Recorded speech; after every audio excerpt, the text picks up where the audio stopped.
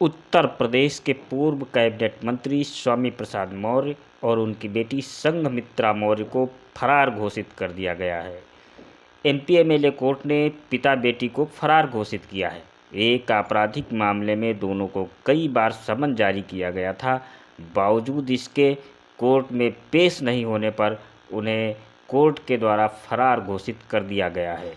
ये पूरा मामला संघमित्रा मौर्य से जुड़ा है और संघमित्रा पर आरोप है कि संघमित्रा ने बिना तलाक लिए धोखाधड़ी करते हुए दूसरी शादी कर ली।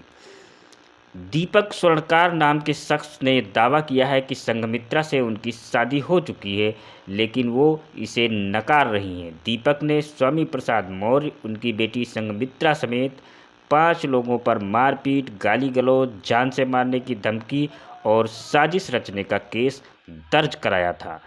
मामला लखनऊ की एमपी एमएलए कोर्ट में दायर हुआ था।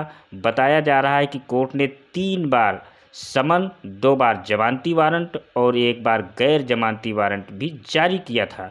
इसके बावजूद स्वामी प्रसाद मौर्य और संघमित्रा कोर्ट में पेश नहीं हो रहे थे, इसलिए कोर्ट ने अब उन्हें फरार घोषित कर दिया है।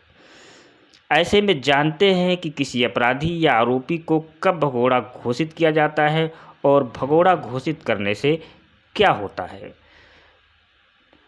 आपको बता दें, अगर किसी अदालत ने किसी आरोपी के खिलाफ गैर जमानती वारंट जारी कर दिया है और कई बार नोटिस या समन जारी करने के बावजूद आरोपी सरेंडर नहीं करता है, तो उसे भगोड़ा या फरार घोषित कर दिया जाता है।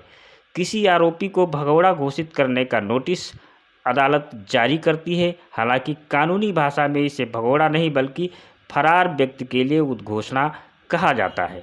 अगर किसी व्यक्ति को फरार घोषित कर दिया जाता है तो पुलिस इसका नोटिस उसके घर पर लगाती है। अगर अदालत आदेश दे तो फिर स्थानीय अखबार में भी इसे छापा जाता है। किसी फरार व्यक्ति के उद्घोषणा जारी करने का प्रावधान नए कानून भारतीय नागरिक सुरक्षा संहिता की धारा 84 में किया गया है। सभी मामलों में आरोपी को भगोड़ा घोषित नहीं किया जाता है। सिर्फ उन्हीं मामलों में ऐसा किया जाता है जब आरोपी के खिलाफ गैर जमानती वारंट जारी किया गया हो और बार बार नोटिस के बावजूद वो सरेंडर नहीं कर रहा हो। अदालत में ऐसे आरोपी को फरार घोषित कर सकती है, भले ही उसके खिलाफ कोई सबूत हो अथवा न हो। भारतीय नागरिक सुरक्षा संहिता की धारा 84 के तहत गंभीर अपराधों में शामिल अपराधियों को फरार घोषित किया जाता है। ये धारा ये भी कहती है कि अगर किसी आरोपी ने कोई ऐसा अपराध किया है जिसमें 10 साल से ज़्यादा की जेल, उम्र कैद या सज़ा का प्रावधान है तो उसे फरार घोषित कर दिया जाता है। आइए अब जानते हैं कि फरार घोषित करने के बाद क्या होता है। बता दें, भारतीय नागरिक सुरक्षा संहिता की धारा 85 के तहत अदालत चाहे तो भगोड़ा घोषित किए गए आरोपी की चल और अचल संपत्ति को कुर्क या जब्त करने का आदेश दे सकती है। अगर आरोपी 30 दिन के भीतर सरेंडर कर देता है तो अदालत उसकी संपत्ति की कुर्की का आदेश भी रद्द कर सकती है। अगर आरोपी सरेंडर नहीं करता है तो 6 महीने बाद उसकी संपत्ति राज्य सरकार को सौंप दी जाती है।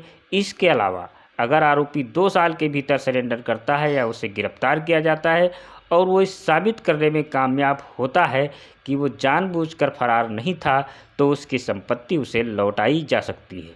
अगर संपत्ति की बिक्री हो जाती है तो उसका पैसा उसे दिया जाता है। किसी आरोपी को भगोड़ा घोषित किए जाने के 30 दिन के भीतर उसे सरेंडर करना होता है।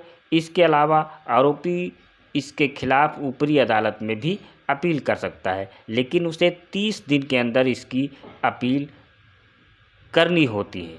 अब ये देखना होगा कि इस पूरे मामले में संघमित्रा मौर्य और स्वामी प्रसाद मौर्य का अगला कदम क्या होता है। इस खबर पर आपका क्या सोचना है, आप क्या राय रखते हैं? कमेंट सेक्शन में अपनी राय से हमें ज़रूर अवगत कराएं।